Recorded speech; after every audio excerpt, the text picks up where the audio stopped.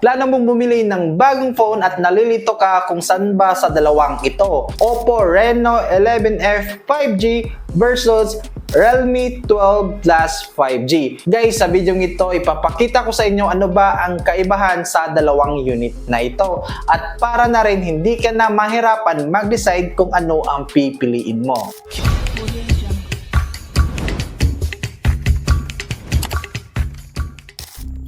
Unahin natin yung body, design, and battery. Guys, si Reno 11F 5G is napaka-slim at sleek ng kanyang design. Tumitimbang ito ng 177 grams at meron itong IP65 dust and water resistant.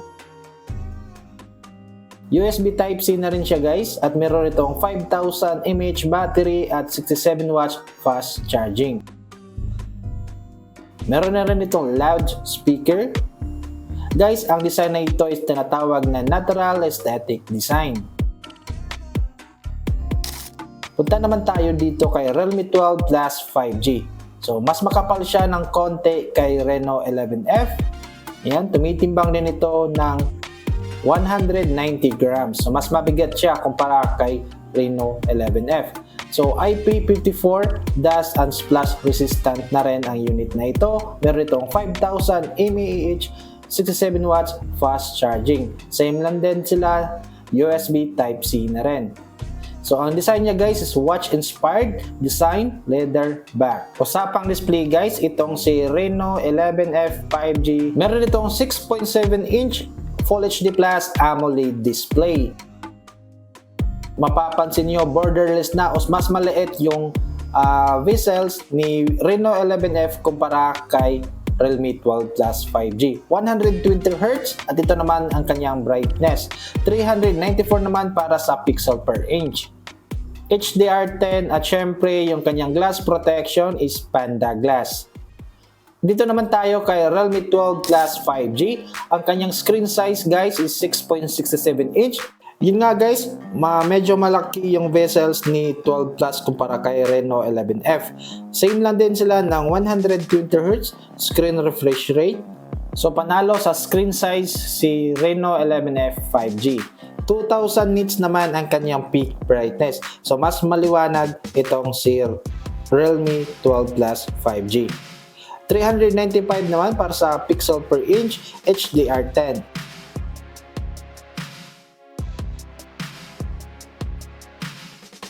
Usapang camera guys, dito malaki yung pagkakaiba nila. Si Reno 11F 5G guys is merong 64 megapixels para sa main camera, 8 megapixels naman sa ultra-wide at 2 MP para sa macro.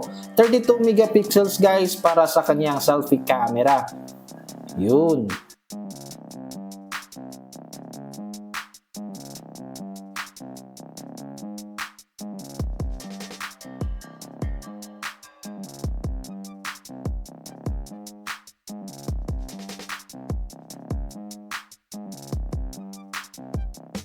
Guys, ang video resolution ng Reno 11F 5G is kayang kumuha ng 4K at 30 frames per second. 1080p naman para sa 60 frames per second. Guys, napakaganda dito dahil ang front cam is kumukuha din ng 4K at 30 frames per second. 32 megapixels kasi kaya medyo mas malaki yung video resolution ng ating front camera. Ito naman ang kanyang camera features.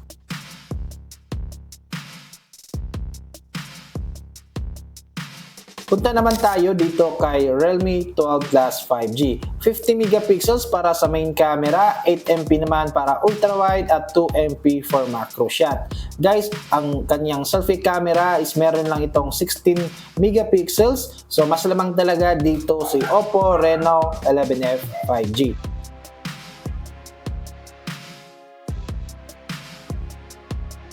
Dito, meron tayong ultra-wide. Same lang din kay Oppo Reno 11F. Punta tayo sa ating video. Guys, ang rear camera ay kayang kumuha ng 4K at 30 frames per second. 1080p naman para sa 60 frames per second. Front camera guys, check natin.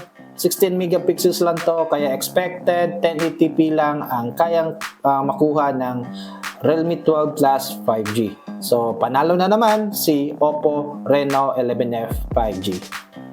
Yan, ito yung camera features ng unit na ito. Guys, punta naman tayo sa chipset at processor. So, dito guys, pare-pareho lang siya. Merong 8GB of RAM, 256GB device storage. Yan, si Oppo Reno 11F 5G, merong MediaTek Dimensity 750 at Android 14 Color OS 14. GPU is Mali G68 at CPU naman, syempre, octa-core. Yan, meron na rin itong infrared port at syempre, supported nito yung NFC.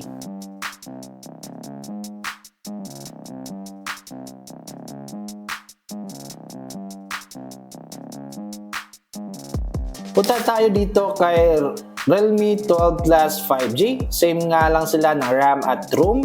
Same lang din ng processor, 750 MediaTek. Yun.